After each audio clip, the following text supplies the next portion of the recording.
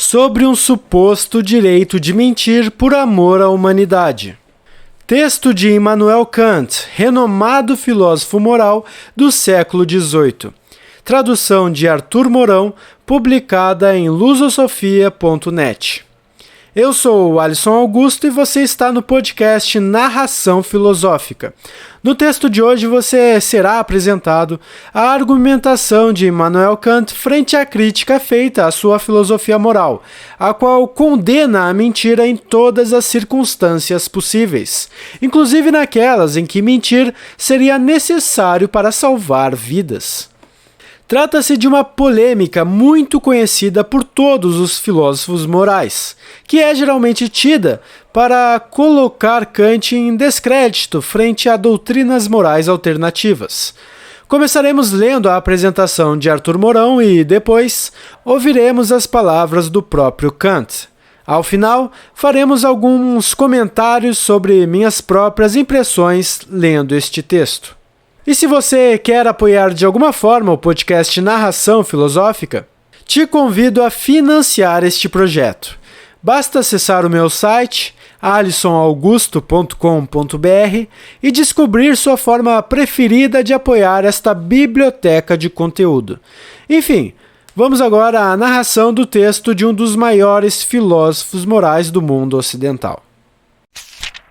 Apresentação. Será que não abordar o tema da mentira equivale a minimizar a verdade? De fato, após o idealismo alemão, cujos representantes Kant, Fichte e Hegel ainda se referiram à mentira, condenando-a, o tema parece ter esmorecido na boca e na pena dos filósofos, persistindo sobretudo nos tratados de moral que a seu respeito afinaram as distinções e avaliaram com severidade diversa os casos de sua ocorrência. Talvez o eclipse crescente da temática da mentira indique, quem sabe, um hiato entre o ato de filosofar, radical de certo no intuito, mas não tanto na prática, porque a filosofia foi deixando de ser, em grande parte, um exercício espiritual que molda a vida. Nos tempos em que a virtude ainda fazia jus ao seu nome e surgia como ideal ou imperativo plasmador da existência, individual e coletiva, a mentira era objeto de análise, de classificação e de reprovação diversamente matizada, mesmo em autores modernos, que se esforçaram por destrinchar campos distintos, o campo moral, jurídico e político, em que a mentira perdeu uma parte do estigma condenatório com que era encarada. Após a virtude, porém, e depois da inflexão causada por Nietzsche e, ultimamente, por Michel Foucault, que reduzem a verdade a simples jogo de poder, a uma espécie de estratégia de domínio, tudo se alterou. Dá-se um deslize ilegítimo para o simples ideológico. E numa cultura que, segundo alguns sociólogos, vive fagueiramente no esplendor dos 7 pecados capitais, a mentira que sempre lhes serviu de acólito, embora sem pertencer ao septeto, reina serena na era do simulacro, da simulação e da publicidade. Surge-nos, pois, quase intolerável a posição de Kant neste pequeno e denso ensaio, com o seu rigor fechado a qualquer exceção à verdade. Ressoam nele e noutras páginas afins do filósofo, de modo implícito mas comprovável, alguns acordes agostinianos que, sem contemplações, fustigam a voluntas falendi, a vontade de enganar, o coração dúplice que o mestre de Königsberg orquestra com o tema da obrigação moral de veracidade consigo e perante si mesmo, sem olhar às consequências. Se pela garra se adivinha e identifica o leão, destas breves páginas e da sua argumentação cerrada e concisa, fruto da maturidade última de Kant, que as escreveu nos seus 73 anos, somos levados ao cerne da sua doutrina moral, com a universalidade e a exigência que a habitam. Se a solução proposta causa desconforto, pois a vida nos seus meandros e por vezes nos seus becos sem saída não tem esta clareza, obriga pelo menos a pensar. Abre sendas e fendas, que é o fito dos textos filosóficos. Sobre um suposto direito de mentir por amor à humanidade. No escrito A França no ano de 1797, sexta parte das Reações Políticas de Benjamin Constant, aparece o seguinte na página 123. O princípio moral é um dever dizer a verdade. Se tomasse incondicionalmente e de um modo isolado, tornaria impossível qualquer sociedade. Temos disso a prova nas consequências muito diretas que deste princípio tirou um filósofo alemão, o qual chega ao ponto de afirmar que seria um crime a mentira dita a um assassino que nos perguntasse se um amigo nosso, e por ele perseguido, não se teria refugiado na nossa casa. O filósofo francês refuta este princípio na página 124 da seguinte maneira: é um dever dizer a verdade. O conceito de dever é inseparável do conceito do direito. Um dever é o que num ser corresponde aos direitos de outrem. Onde nenhum direito existe, também não há deveres. Por conseguinte, dizer a verdade é um dever, mas apenas em relação àquele que tem direito à verdade. Nenhum homem, porém, tem o direito a uma verdade que prejudica outro. O próton pseudos encontra-se aqui na proposição dizer a verdade é um dever, mas só em relação àquele que tem direito à verdade. Importa, em primeiro lugar, observar que a expressão ter direito à verdade é uma palavra sem sentido. Deve antes dizer-se: o homem tem direito à sua própria veracidade, isto é, a verdade subjetiva na sua pessoa.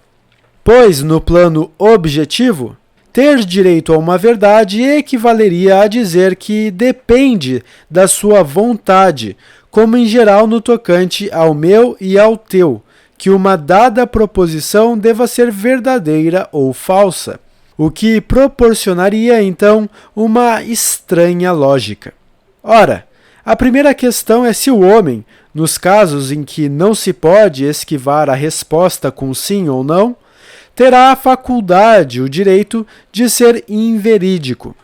A segunda questão é se ele não estará obrigado, numa certa declaração a que o força uma pressão injusta, a ser inverídico a fim de prevenir um crime que o ameaça a si ou a outrem. A veracidade nas declarações, que não se pode evitar, é o dever formal do homem em relação seja quem for, por maior que seja a desvantagem que daí decorre para ele ou para outrem. E se não cometo uma injustiça contra quem me força injustamente a uma declaração, se a falsificar, cometo em geral, mediante tal falsificação, que também se pode chamar mentira, embora não no sentido dos juristas, uma injustiça na parte mais essencial do direito, isto é, faço, tanto quanto de mim depende, que as declarações não tenham, em geral, crédito algum. Por conseguinte, também que todos os direitos fundados em contratos sejam abolidos e percam a sua força, o que é uma injustiça causada à humanidade em geral.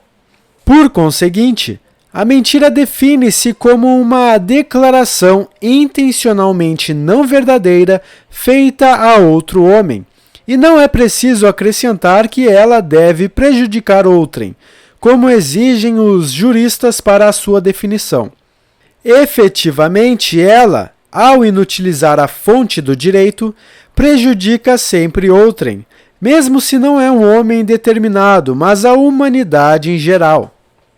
Mas a mentira bem intencionada pode também, por um acaso, ser passível de penalidade, segundo as leis civis.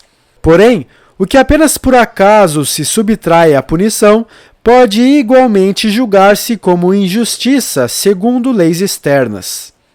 Se, por exemplo, mediante uma mentira, há alguém ainda agora mesmo tomado de fúria assassina, o impediste de agir, és responsável, do ponto de vista jurídico, de todas as consequências que daí possam surgir.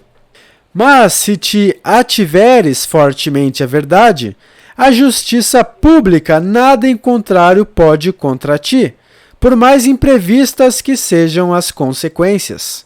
É, pois, possível que, após teres honestamente respondido com um sim à pergunta do assassino sobre a presença em tua casa da pessoa por ele perseguida, esta se tenha ido embora sem ser notada, furtando-se assim ao golpe do assassino e que, portanto, o crime não tenha ocorrido. Mas se tivesses mentido e dito que ela não estava em casa e tivesse realmente saído, embora sem teu conhecimento, e em seguida o assassino a encontrasse a fugir e levasse a cabo a sua ação, poderias com razão ser acusado como autor da sua morte, pois se tivesses dito a verdade, tal como bem a conhecias, talvez o assassino, ao procurar em casa o seu inimigo, fosse preso pelos vizinhos que acorreram e ter-se-ia impedido o crime. Quem, pois, mente, por mais bondosa que possa ser a sua disposição, deve responder pelas consequências, mesmo perante um tribunal civil, e por ela se penitenciar, por mais imprevistas que essas consequências possam também ser. Porque a veracidade é um dever que tem de se considerar como a base de todos os deveres a fundar num contrato e cuja lei, quando se lhe permite a mínima exceção, se torna vacilante e inútil. Ser verídico, honesto em todas as declarações é, portanto, um mandamento sagrado da razão que ordena incondicionalmente e não é limitado por quaisquer conveniências. A observação do Sr. Constant sobre a desconsideração de tais princípios rigorosos e perdidos inutilmente em ideias impraticáveis, princípios, portanto, repreensíveis, é razoável e ao mesmo tempo correta. Sempre que, diz ele na página 123 ao fundo, um princípio demonstrado como verdadeiro parece inaplicável, isso acontece porque não conhecemos o princípio intermédio, o qual contém o meio da aplicação. Aduz a doutrina da igualdade como primeiro elo que forma a cadeia social. Porque nenhum homem pode ser vinculado a não ser pelas leis para cuja formação contribuiu. Numa sociedade de apertada textura, este princípio pode aplicar-se de modo imediato e, para se tomar habitual, não precisa de nenhum princípio intermédio. Mas numa sociedade muito numerosa, é preciso ainda acrescentar um novo princípio àquele que aqui aduzimos. Este princípio intermédio é que os indivíduos, para a formação das leis, podem contribuir em pessoa ou por meio de representantes. Quem quisesse aplicar o primeiro princípio a uma sociedade numerosa, sem lhe acrescentar o intermédio, levaria infalivelmente a sociedade à ruína. Mas esta circunstância, que apenas testificaria a ignorância ou a inabilidade do legislador, nada provaria contra o princípio. Ele conclui assim na página 125. Um princípio reconhecido como verdadeiro nunca deve, pois, abandonar-se, mesmo se nele, aparentemente, se encontra também um perigo. E, no entanto, o bom do homem abandonou pessoalmente o princípio incondicional da veracidade por causa do perigo que traria à sociedade, porque não conseguiu descobrir nenhum princípio intermédio que servisse para impedir este perigo, e que aqui também não há nenhum que efetivamente se deva inserir. Se quisermos manter os nomes das pessoas que aqui se citaram, O filósofo francês confundiu a ação pela qual alguém lesa outrem, ao proferir a verdade cuja confissão ele não pode evitar, com a outra pela qual comete contra ele uma injustiça. Só por acaso é que a veracidade da declaração prejudicava o habitante da casa, e não por uma ação livre, no sentido jurídico. Com efeito, exigir alguém de outrem que, por direito, terá de mentir para sua vantagem, teria como consequência uma exigência contrária a toda a legalidade. Cada homem, porém, tem não só um direito, mas até o mais estrito dever à veracidade nas proposições a que não se pode esquivar, mesmo que a si próprio ou aos outros cause dano. Por conseguinte, não é ele que, em rigor, causa dano a quem assim é lesado. Antes, a causa de tal dano é o acaso. Pois o indivíduo não é aqui livre para escolher, porque a veracidade, quando ele é obrigado a falar, é um dever incondicionado. Portanto, o filósofo alemão não aceitará como seu princípio a proposição dizer a verdade é um dever, mas apenas em relação àquele que tem direito à verdade. Em primeiro lugar, por causa da fórmula pouco clara do mesmo princípio, uma vez que a verdade não é uma propriedade a respeito da qual se possa conceder a um indivíduo o direito e a outro recusá-lo.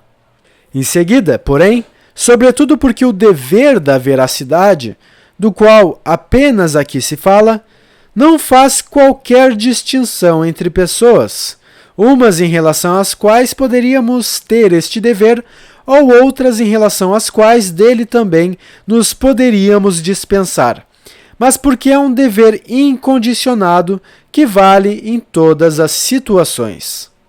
Ora, a fim de se transitar de uma metafísica do direito, que abstrai de todas as condições da experiência, para um princípio da política, que aplica estes conceitos aos casos da experiência, e, por meio deste, se chegar à solução de uma tarefa da política em conformidade com o princípio geral do direito, o filósofo ressaltará um axioma, isto é, uma proposição apoditicamente certa que deriva de modo imediato da definição do direito exterior, consonância da liberdade de cada um com a liberdade de todos, segundo uma lei universal. 2. Um postulado da lei pública exterior enquanto vontade unificada de todos, segundo o princípio da igualdade, sem a qual nenhuma liberdade haveria para cada um. 3. Um problema acerca de como fazer que, numa sociedade, por muito grande que seja, se mantenha ainda a harmonia, segundo os princípios da liberdade e da igualdade, a saber, por meio de um sistema representativo, o que constituirá, então, um princípio da política, cuja organização e ordenamento conterão decretos que, extraídos do conhecimento experiencial dos homens, visam apenas o mecanismo da administração do direito e o modo como este se estabelecerá de acordo com o seu fim. O direito nunca se deve adaptar à política, mas a política é que sempre se deve ajustar ao direito. Um princípio reconhecido como verdadeiro, e eu acrescento reconhecido a priori, por conseguinte apodíctico, nunca se deve abandonar, seja qual for o perigo aparente que nele se encontre, diz o autor. O que aqui se deve tão só compreender não é o perigo de, acidentalmente, causar dano, mas em geral o de cometer uma injustiça. O que aconteceria se eu subordinasse o dever da veracidade, que é totalmente incondicionado e constitui nas declarações a suprema condição do direito, a um dever condicionado e ainda a outras considerações? E, embora por uma certa mentira não cause na ação uma injustiça a alguém, contudo violo em geral o princípio do direito no tocante a todas as declarações inevitavelmente necessárias. Cometo uma injustiça formal, embora não material. O que é ainda muito pior do que cometer uma injustiça contra qualquer indivíduo, porque semelhante ação nem sequer pressupõe no sujeito um princípio para ela. Quem suporta o pedido de informação que outrem lhe dirige, a propósito de se ele, na declaração que agora tem de fazer, quer ou não ser verdadeiro, não admite já com indignação a suspeita contra ele deste modo levantada, isto é, que poderia muito bem ser um mentiroso, mas pede licença para pensar numa possível exceção, é já um mentiroso, em potencial. O que mostra que não reconhece a veracidade como dever em si mesmo, mas reserva para si exceções a uma regra que, segundo a sua essência, não admite exceção alguma, pois que esta seria uma contradição direta da regra consigo mesma. Todos os princípios jurídicos práticos devem conter uma verdade rigorosa e os princípios aqui designados como intermédios podem apenas conter a determinação próxima da sua aplicação aos casos que ocorrem, segundo as regras da política, mas nunca as exceções àqueles, porque tais exceções aniquilam a universalidade em virtude da qual apenas merecem o nome de princípios. E aí pessoal, Alisson falando. Então, o que vocês acharam dessa argumentação do Kant contra a acusação de que ele estaria relativizando a proteção de vidas humanas em nome de um ideal de veracidade, focando mais na defesa da verdade do que na defesa de outras pessoas? Eu não sei vocês, mas me pareceu muito estranho que o Kant realmente estivesse defendendo que a gente deva dizer a verdade a todo custo, mesmo que dizer a verdade possa ser um fator bastante relevante na definição de quem vive e de quem morre. Mas a gente tem que pensar que o Kant está tentando ser consistente com a sua postura moral, que reivindica o chamado imperativo categórico como uma espécie aí de guia para a ação moral humana, segundo o qual a gente deve tratar os outros seguindo uma lei que possa ser tida como lei universal. E Kant sabe que qualquer sociedade baseada na mentira seria uma sociedade impossível que ruiria em pouco tempo. Além disso, há que se tratar os outros sempre como fins em si mesmos, o que significa que a gente não pode tomá-los como meios para os nossos propósitos. E na visão do Kant, mentir para alguém pode ser considerada uma forma de tratar os outros como meros meios. Então, naturalmente, que Kant acredita que, de alguma forma, mentir não deve ser moralmente tolerado, ainda que para benefício aí da humanidade como um todo, né, como ele mesmo coloca. Mas isso ainda assim não é muito intuitivo, não é mesmo? Porque, bem, basta perguntar a si mesmo se essa é uma postura aceitável, ou então perguntar às pessoas à sua volta. Parece que o Kant está mais preocupado com coerência no todo do seu pensamento sistêmico do que com qualquer outra coisa. Aliás, fica a dúvida, né? Se, de certa forma, falar a verdade para um potencial assassino de alguém que está na sua casa for um dever categórico, no fim das contas, a gente não estaria aí tratando aquele seu hóspede como um meio para o seu próprio fim, no caso, a sua finalidade pessoal de falar a verdade a todo custo? É uma dúvida a se colocar, não é mesmo? Enfim, a crítica que o Kant tenta responder claramente coloca ele como alguém que não está preocupado com as consequências, e ele rebate dando a entender que a única consequência digna de preocupação é o de você estar ferindo o dever de respeitar a verdade. Ele chega mesmo a levantar a hipótese de que se você falasse a verdade para um assassino que quer pegar alguém na sua casa, a pessoa que você está abrigando ainda teria a chance de fugir. Ou seja, ele coloca aqui a obrigação da pessoa de se defender e não coloca em você a obrigação de fazer algo a respeito em defesa dessa pessoa, né? Ao meu ver, isso é um completo absurdo e eu não acredito que só porque um pensamento é sistematicamente coerente que ele deixa de ser absurdo nos termos aqui colocados. Enfim, pessoal, talvez eu esteja aqui criticando Kant dado o meu viés utilitarista, preocupado com as consequências das nossas ações frente às pessoas. A gente tem que entender que, para o Kant, consequências utilitárias não são moralmente relevantes.